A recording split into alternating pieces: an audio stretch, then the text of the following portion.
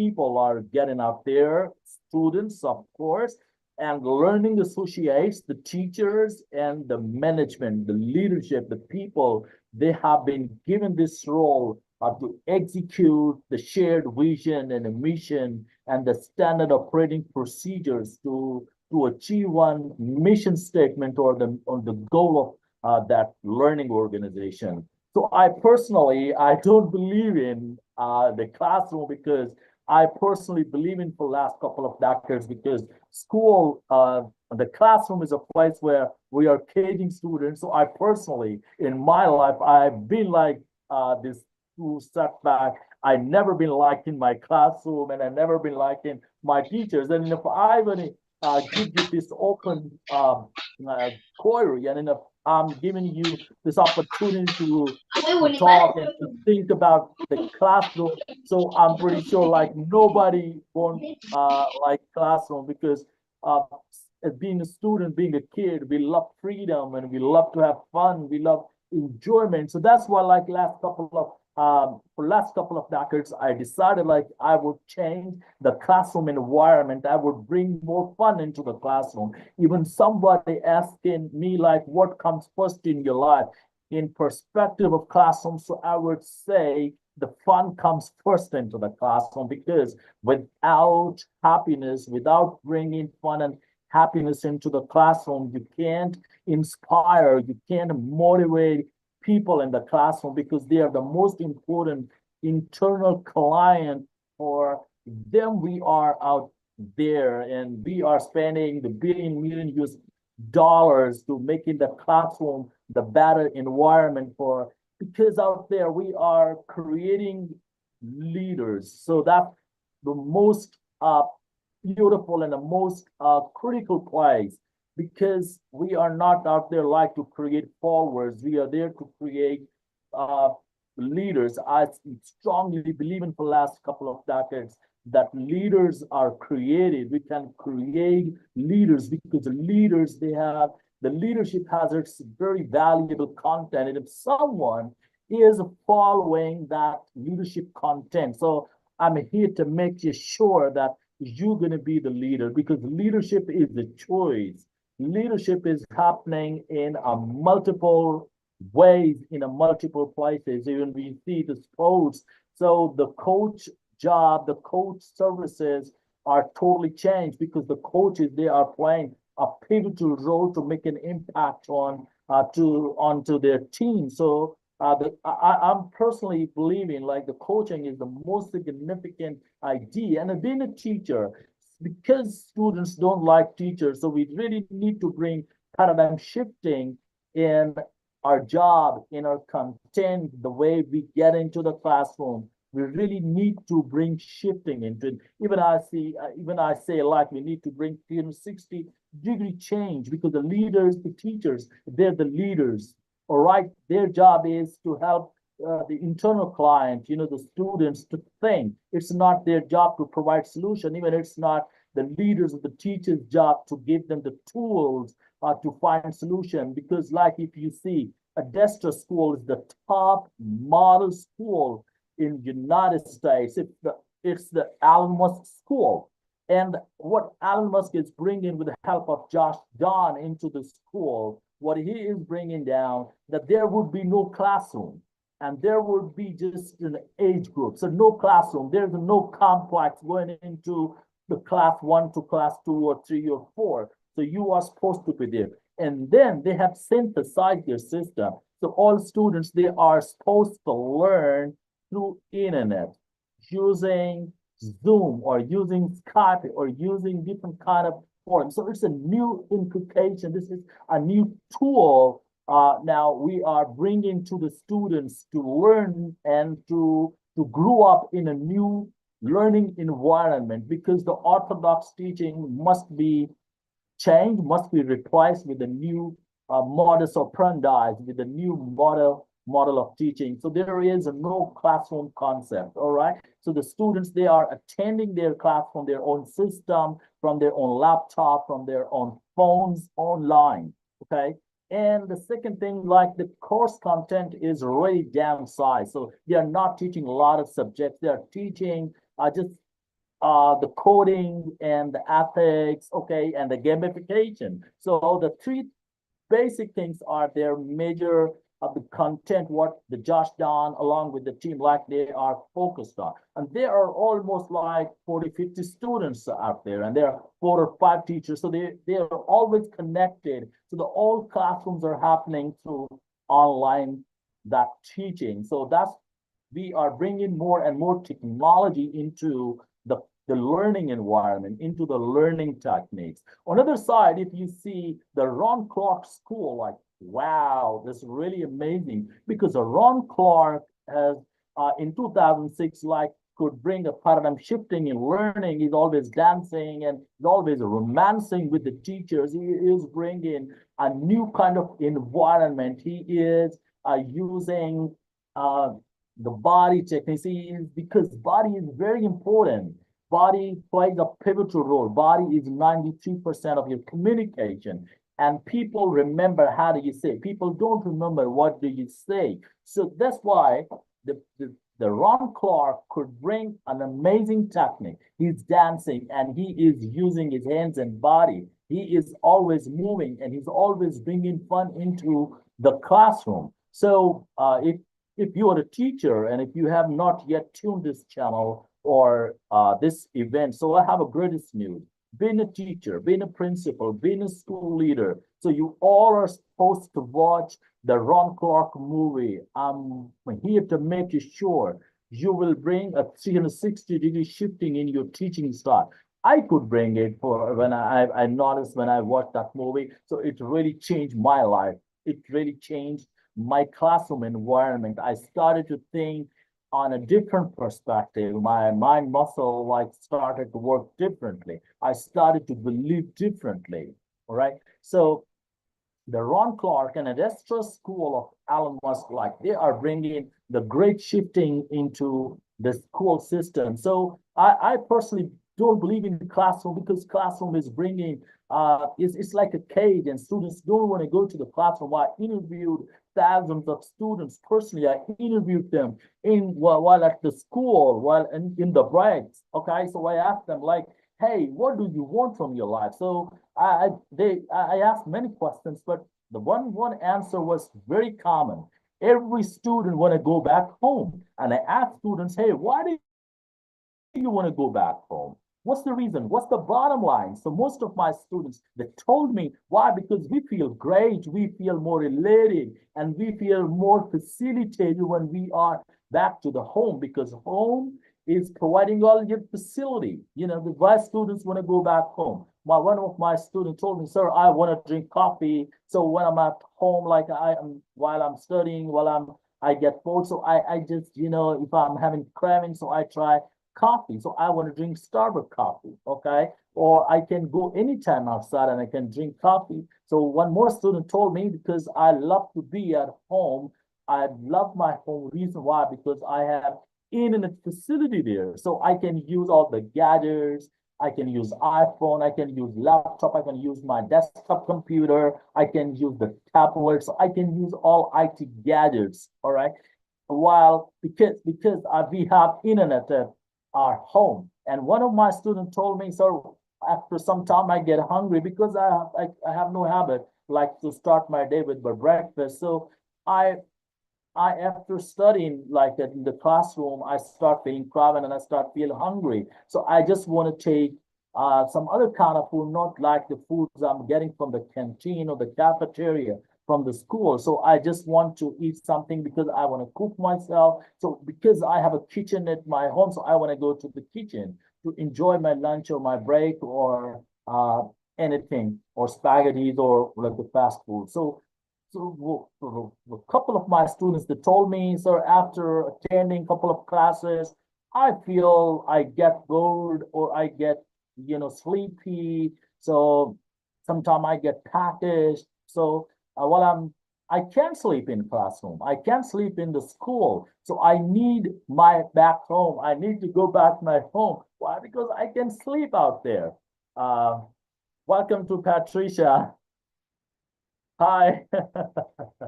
So I can see here like in the screen. Congratulations, I could see after a long time. So So students, they want to go back home. They love to stay at home. So then I started to talk to the leadership of schools, like, the school must operate like home. So at least like we can facilitate our students in the school. Okay, so we need to give them the facility if they want to sleep, so they can sleep. Okay, if they want to eat something, so they can eat anytime. Okay, even I allow my students, if you're in my class, you're allowed to eat, even you're allowed to sleep. All right, without telling, without any permission. So let's make our school like our home, because everyone want to go back home. Everyone want to go back home. So why is it? Why? Because the school is a faking education, is a faking all kind of the private life. Okay, because the life we have at school is not happening when we are back home. In a school, we are not allowed even to talk with our senior students or to the junior students. All right, we are only allowed to sit on our seat. Even we are not allowed to look at right or look at left. Even we are not to look at the door. Even we are not allowed to have a conversation with the teachers. We are supposed to listen first the details. Because the classroom is not providing a dialogue like the Socrates or the top great philosophers, like they had the classroom.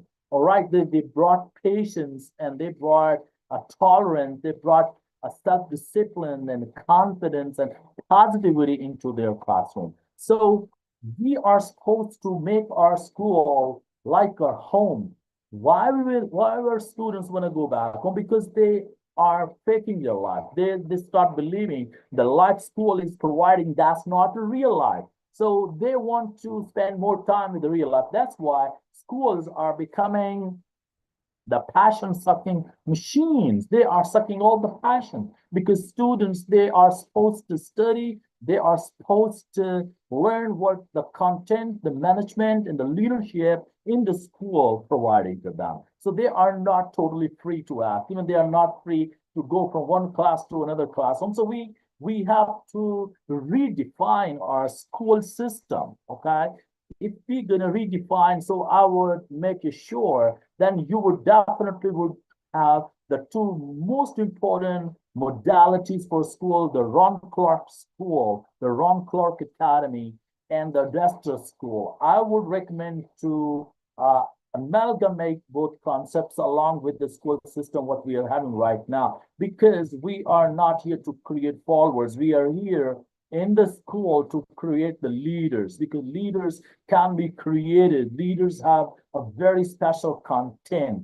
So once upon a time, there was a young girl, and she has never been allowed to go to school, and she has been learning with the because the father was teacher. She's been learning with the teacher and then mother, and then she's been learning from herself, because she was not allowed to go to school. Because in the Europe, in 1900, in before 1900, like it's 1867 to onward, like till 1930. So women, like they were not allowed to go to school, college, university. So students, the women, they were supposed to learn everything under the world university. So that girl, like she had a passion, she had a very special seed inside, because of the great father and the great mother. Ultimately, they died, and she was growing up with the five, four more sisters, and she was the fifth one, and she's never been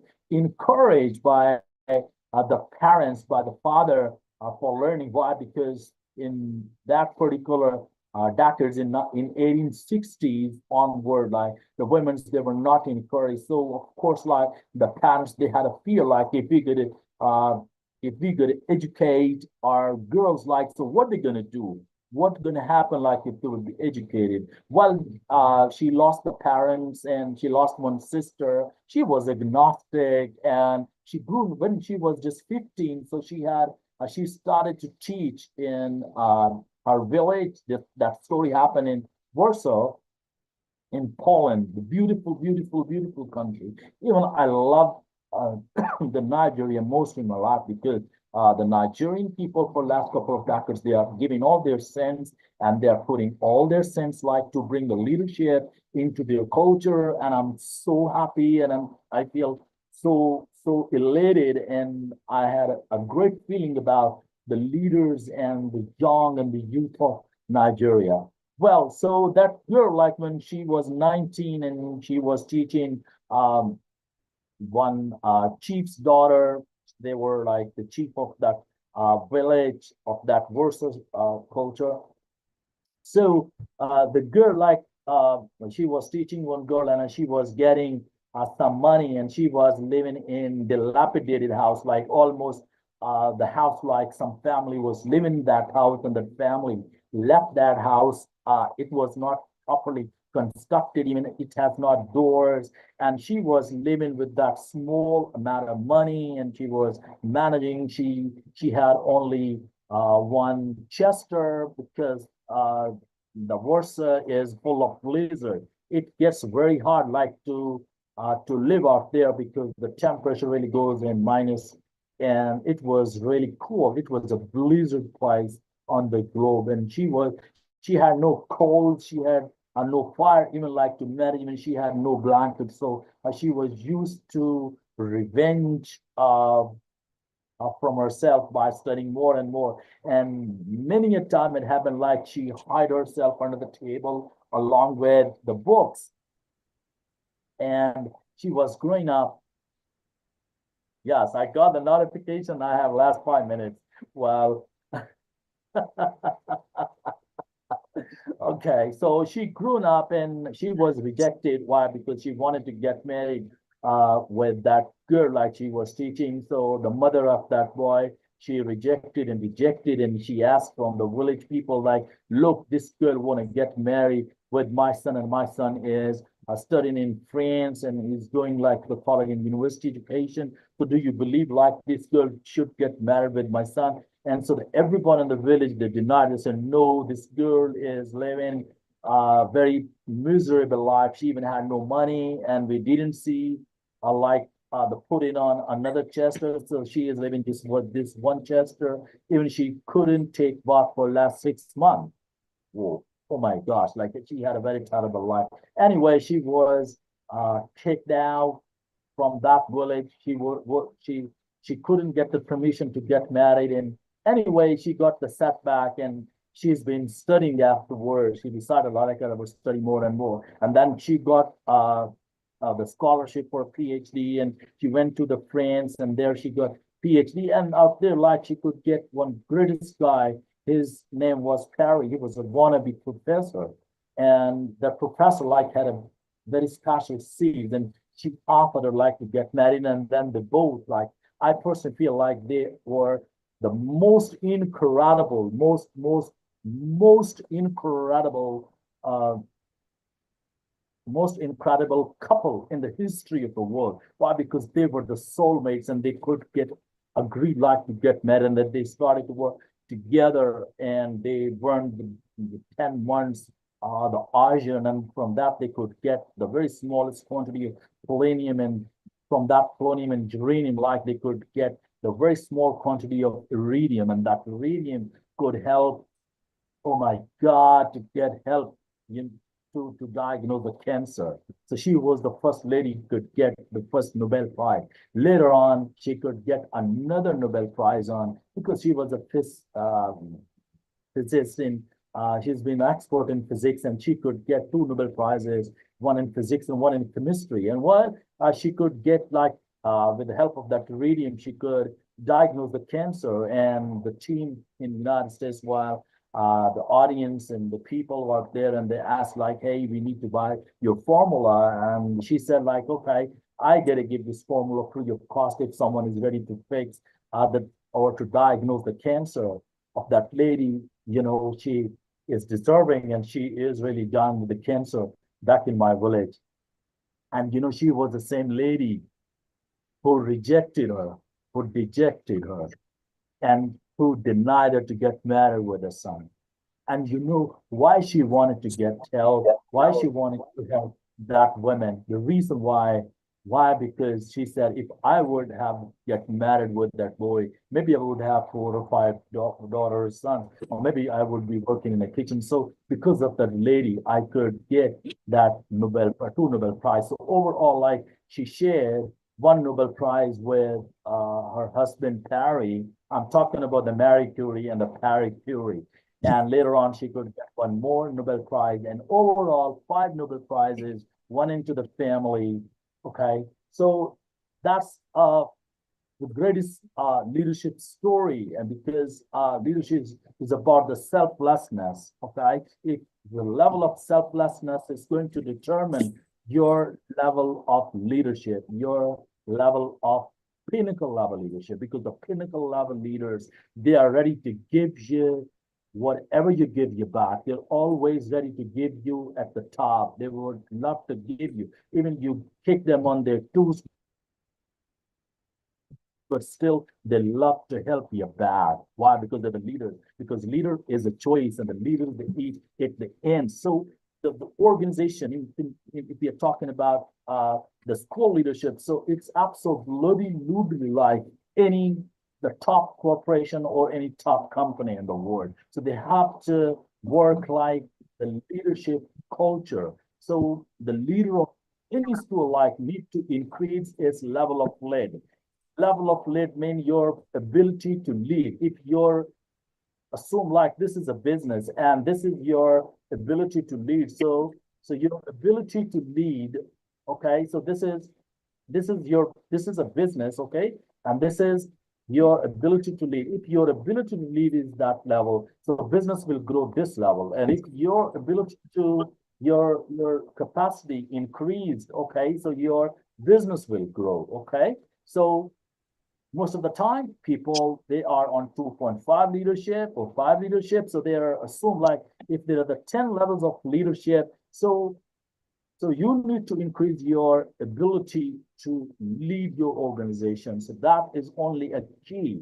Number one is selflessness, and number two, increase your level of lead. Okay, so that would help you a lot really to create a great schools, and it would bring a perspective. So really, really, really appreciate it because my time is up. Okay, so really, thanks and really appreciate it to. Oh, I was pumped up now. I was just pumped up, and my time starts now. But anyway, later on, I would try to steal my time, and then hopefully, we'll have more sessions. Uh, in last my seminar, I was given a time to talk just for 30-40 minutes on the leadership, and I talked for 4 days. So I couldn't wrap up. I couldn't wrap up my topic because I love to talk about leadership, because your capacity and your business falls upon the leadership. Your business falls and rises upon the leadership. So you really need to work on yourself. Leadership means like you are a great student. Okay. Leaders, they're always a great student. Anyway, thank you very much. Thanks a lot, really, for listening and for giving your most valuable time. Really appreciate it. Take care. Thank you so much. Please, can we jam our hands together for Dr. Mike Litman? Please, let's jam our hands together for Mike Litman. Thank you so much for that wonderful session. It. Appreciate it for invitation. I'm really having a great fun. Yeah, thank you so much, sir. He has talked about creating enabling environment for your students. He has talked about developing your leadership capacity. He has talked about being selfless.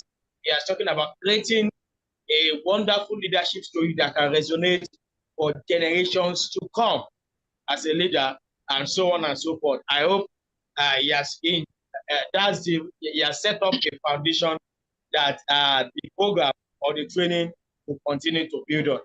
Thank you so much once again, Dr. Mike. We really appreciate you. Thank you so much. Okay. Thank you. Thank you. Without wasting most of our time, let's have Dr. Sajib MS, the board chairman, the board chairman, Emirate Education and Services, to declare the program open. Dr. Sajiv MS, the board chairman. Dr. Sajiv, are you there? Yes, sir. Yes. Am I audible?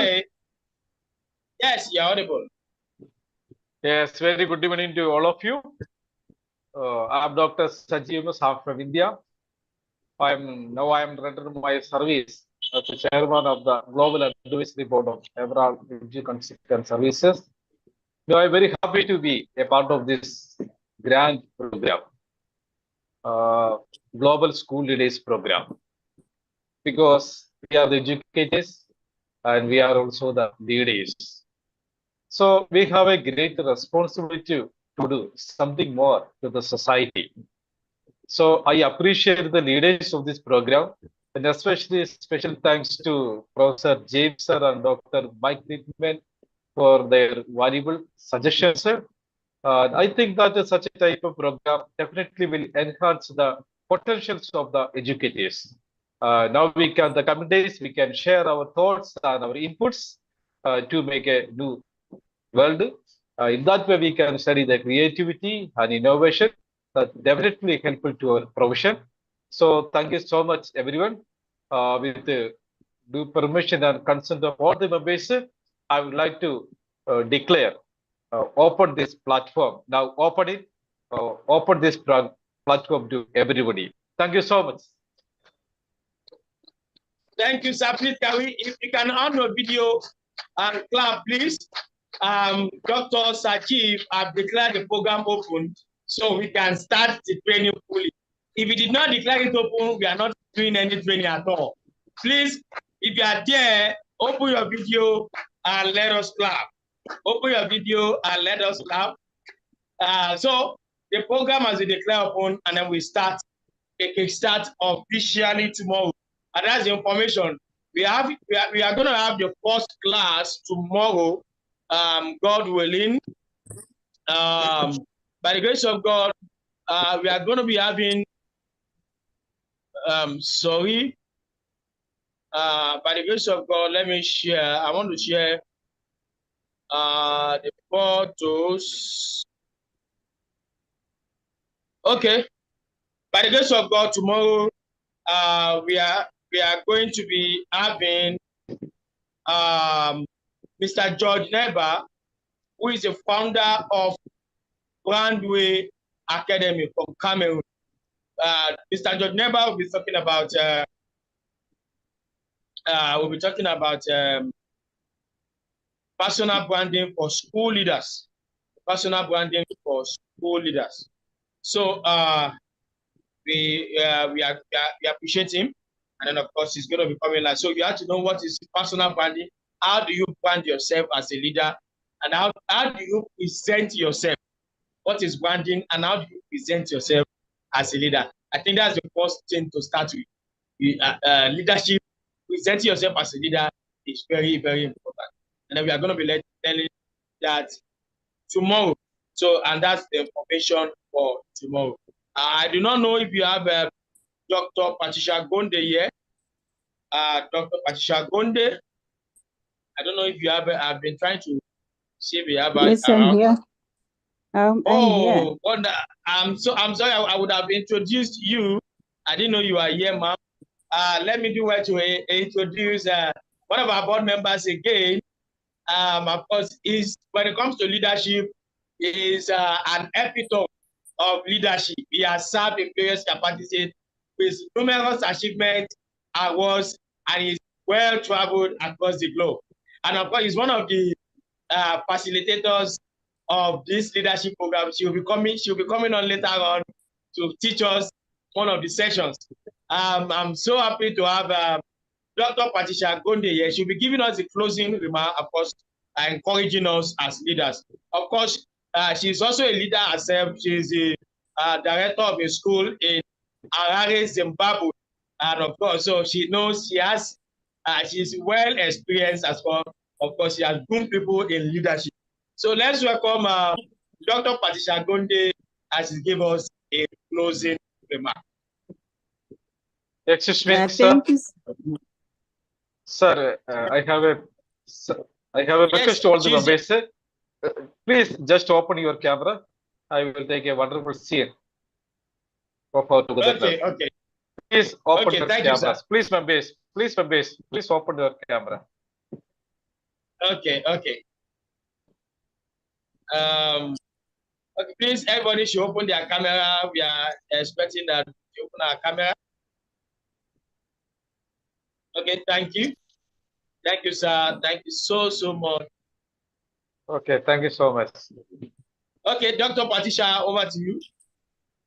All right, thank you so much. Good morning, good afternoon, and good evening to all the viewers across the globe. And ladies and gentlemen, yes, thank you so much for all the speakers that have spoken for this webinar. So as we come to the end of this session, I want to take a moment to reflect on the insights and inspirations that we've gathered today from our esteemed speakers.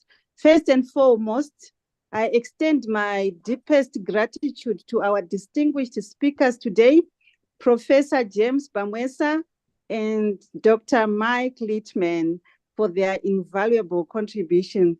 I think Professor Bamwesa's lecture on building your leadership capacity has undoubtedly provided us with foundational strategies that we can use as leaders and transformative ideas that he shared that we can all take back to our respective educational institutions and organizations.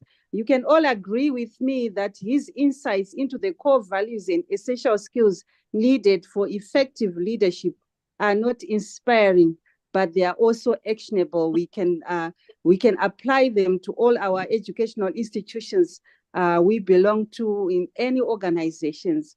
And coming to our next speaker, Dr. Mike Litman. I always love his lectures. His keynote lecture was on transformative leadership in schools, and it has really opened our eyes on the immense possibilities that lie within our reach when we commit to innovative and inclusive leadership, how to make our schools happy places for our students to come and learn, and our staff as well. So his profound understanding, especially when I was talking about the stories, the challenges and opportunities in his story on educational leadership, he has equipped us with the tools to foster environments where both our educators and students can thrive. And then to thank you so much, Dr. Sajiv, for officially opening this program. And to our hosts, our organizers, Emerald Education Concept and Services, thank you so much for putting together such a seamless and enriching event. I know this is just the start. We have so many speakers lined up. I think your dedication to enhancing global education leadership is evident in the quality of this program, whatever we are going to share from today onwards, and the diverse range of topics that are going to be covered by all the speakers. And to all the participants who are here today, you haven't wasted your time. You are still yet to hear from most of our speakers. And I think it is through our collective efforts and shared wisdom that we can create lasting changes in our educational system. So as we move forward from today onwards, as this has been officially opened, we must always remember that leadership is not a destination, but it is a journey. And the knowledge, the insights that we gain today and that we are also going to gain, they are stepping stones that we can use towards becoming more effective and transformative leaders. So we need to commit ourselves to continuous learning, collaboration like we are doing from all over the world, and innovation, especially in our quest to improve education for all. In conclusion, I would like to urge each one of you to take the lessons that we learned today from our speakers and implement them in our organizations, because we need to build a brighter, more inclusive future for our students. Thank you once again for your participation, and we look forward to our continued collaboration and growth. And have a wonderful day. Thank you. Thank you so much, for this wonderful, short, and insightful. I've always enjoyed being when you speak. It's always refreshing. Thank you so much, Ma. We really appreciate you. And we are going to have it a wrap today on the program. Officially, the program has been opened, and then now it's time to learn. We are going to learn, and let me tell you, even during the worship, we are going to bring some experts again here. People like this. We are going to have interactive sessions where you can ask questions about leadership in your school, some of the problems you are facing, and so on. But of course, time will tell. It's going to be an enriching journey, and of course, all of us are going to learn and get transformed in the process. On behalf of everyone, I want to say a very big thank you. Thank you so much. Thank you so much for all that has been done. And I say bye-bye. See you